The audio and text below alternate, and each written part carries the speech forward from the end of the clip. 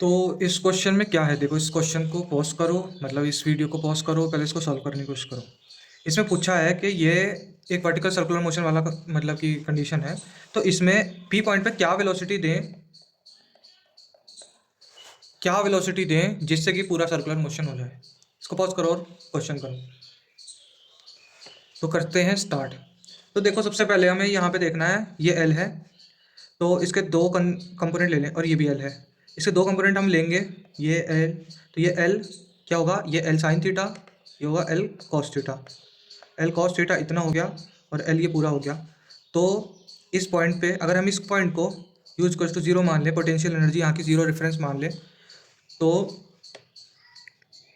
इस पॉइंट के और इस पॉइंट के बीच हमें क्या निकालना है कि वेलोसिटी। देखो अगर यहाँ से हमें इस पॉइंट तक जाना है, मतलब पूरा वर्टिकुलर सर्कुलर मोशन पूरा करना है, मतलब यहाँ पे यहाँ तक जाना नहीं है, यहाँ तक पूरा वीसीएम कवर करना है, तो हमें अंडर रूट इस पॉइंट पे वेलोसिटी चाहिए होगी।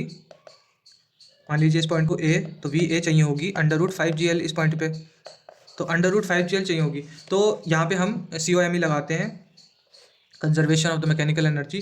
तो इस जगह पर क्या है पोटेंशियल और क्या है काइनेटिक एनर्जी, तो यहाँ पे मान लीजिए हाफ एम और वी स्क्वायर, और यहाँ पे क्या है पोटेंशियल एनर्जी mg, और ये हाइट कितनी हुई, ये पूरा l हो गया, और ये l cos थीटा हो गया इसका ये वाला कंपोनेंट, तो l minus l cos theta, और इज इक्वल्स टू यहाँ पे u तो ज़ीरो हो गया, plus kinetic energy half M V square को अगर हम बाहर निकालेंगे तो v और इधर को लगा लेंगे तो 5GL हो गया, 5GL। तो यहाँ मास कट गए, वी स्क्वायर बाई टू आ गया, प्लस mgl cos 60 डिग्री हो गया आपका 1/2, तो ये l बाहर आ गया, और 1 माइनस 1/2। एक एक उसको सॉल्व करने की कोई ज़रूरत नहीं है, 5GL है। अब यहाँ पे इसको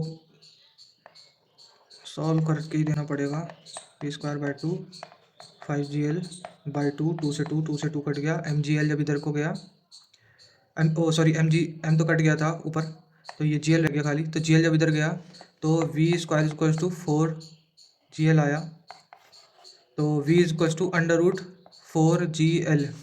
तो हमें इस जगह पर वेलोसिटी 4GL देनी होगी जिससे कि ये पूरा वर्टिकल सर्कुलर मोशन कवर कर लेगा।